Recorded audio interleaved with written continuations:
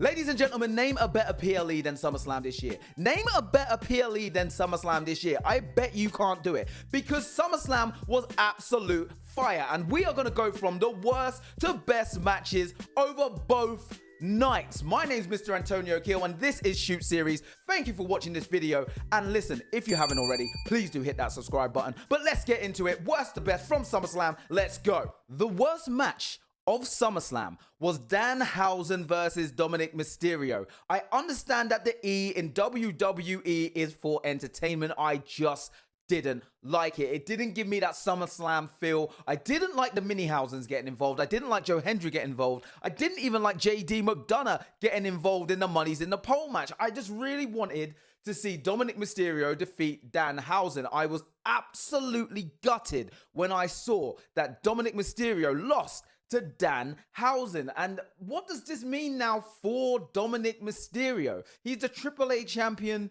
He's losing to Danhausen, who isn't even a main eventer on the WWE roster. What has that done to his character? Let's be honest.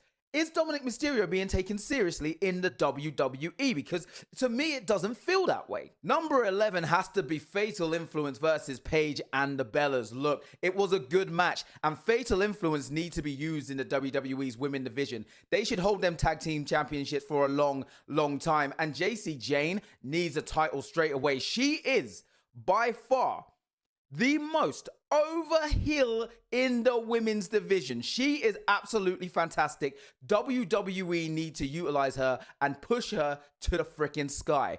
What I didn't like was the obviousness of Nikki and Brie turning on Paige. I knew it was going to happen. So the match didn't really give me that wow factor. It didn't give me a good feeling. I just knew it was going to happen. And yeah, it was okay. It wasn't the worst. Brie Bella got hurt. So let's see what happens in the future with Brie Bella, because the Bellas are supposed to be going against Paige, which in my opinion means that Paige might be teaming up with the one, the only AJ Lee. That's the only thing that I can see going forward between them. So let's see what happens with Brie Bella.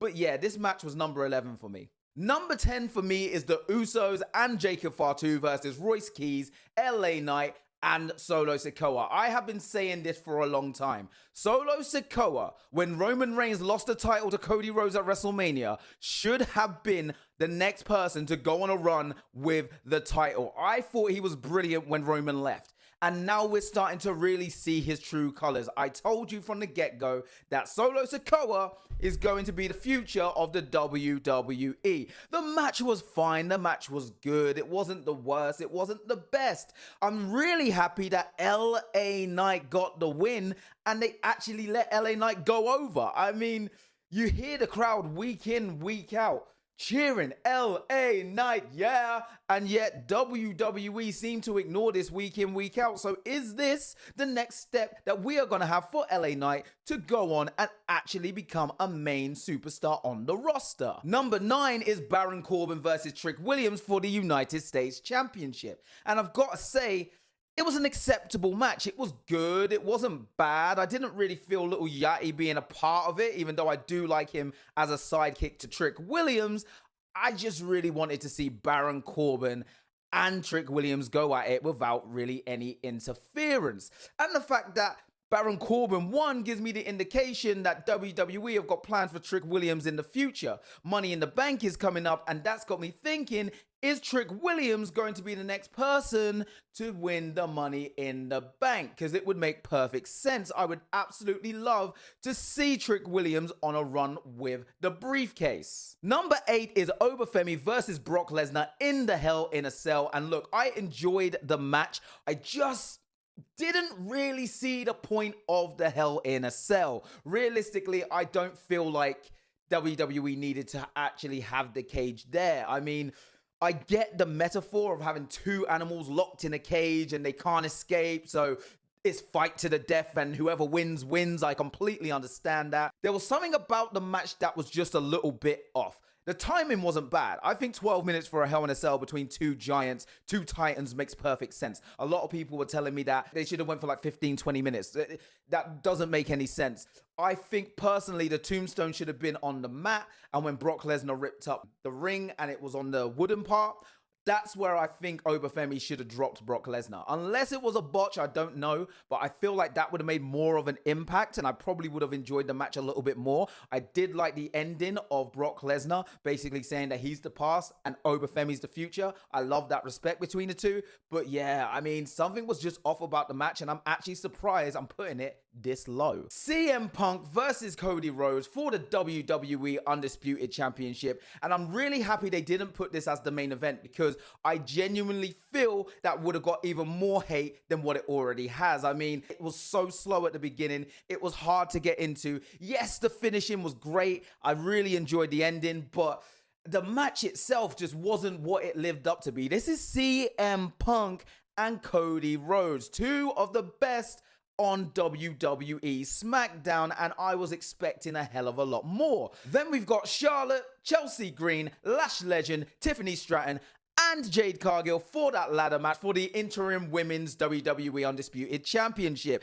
And I'm not gonna lie, I'm buzzing. Chelsea Green is your new interim women's champion, and I am so happy to say that. She's deserved it. I'm so happy she called out Michael Hayes and said, this one's dedicated to you as well. It is phenomenal. The match itself was all right. It wasn't anything to talk about. It wasn't something that I would go back and watch again. But the moment that Chelsea Green got when she was on the ladder and she was hanging on the floor, I genuinely thought it was over. I thought it was done, dusted. Then all the girls fell off the ladder and then Chelsea Green gets up, grabs that interim championship. It was great to see. Gunther versus Nick Aldis. And let me tell you something, Nick Aldis, I love him. I thought it was fantastic. I'm really happy to see him in a WWE ring, and I understand he hasn't wrestled in 3 years, but he was blown out so quick in the match that Gunther really had to carry that match. I did enjoy it. I thought it was great. It was a great moment for him. It was a great moment for him to do that in front of Mickie James and his family. I really enjoyed it. I was kind of glad that Gunther won because I didn't think it would make sense for Nick Aldis to beat Gunther. Gunther is a guy that people really criticize, but he is absolutely fantastic in the ring. And realistically, he doesn't have a bad match. Name a bad match from Gunther. Let me know in the comments because I really can't think of any. Finn Balor versus Sami Zayn versus Gunther versus the returning Kevin Owens. I am so glad to have this man back. 17 months out of the WWE and Kevin Owens is back in the WWE, and even better, he is your #1 contender against CM Punk for the WWE Undisputed Championship. But I am excited to see what WWE can do with Kevin Owens and CM Punk in the future on SmackDown. Liv Morgan versus Io Sky for the World Heavyweight Championship. And look, this was an amazing match, but I'm going to put it out there. Io Sky absolutely carried the match. I don't care what anyone says. Io Sky absolutely carried it. Liv Morgan was great. She did her part. But Io Sky is the best female wrestler on the roster for a reason. And you saw that on night one. Great match. So disappointed that Io Sky did not get the title. But you know what? I'm actually excited to see what happens next with Liv Morgan. Chad Gable versus Penta was fantastic. Penta has never had a bad match. Penta is another wrestler that just doesn't have bad matches. I really enjoy watching Penta every single week. He's so good. And Chad Gable, El Grande Americano, the original. He's just so freaking good. I thought it was great that Chad Gable won the Intercontinental Championship and did it in front of his family. I thought the whole thing was just magical. They deserve a round of applause, and that's the reason why they're my #2. #1, the OTC.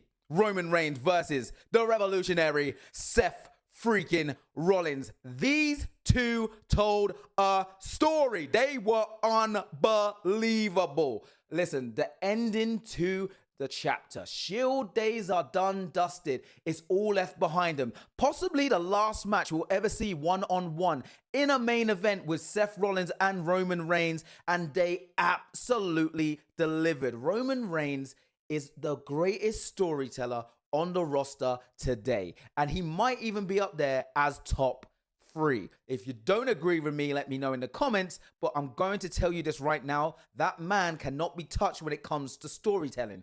I just honestly think these two have made a match where everyone can talk about it for generations to come, and I can't get over how great it was. It was so good. I loved the ending of doing the shield pose at the end. I thought it was great. I really liked the fact that the mask represented Dean Ambrose, so Dean Ambrose was in the ring with him. It was great. I really did enjoy SummerSlam. Overall, SummerSlam has to be the best PLE of the year. Easily the best PLE of the year. There's not a PLE that's even close. So that was my worst to best, but what is your worst to best? I would love to know in the comments. Thank you for watching, and please do hit that subscribe button for more wrestling content.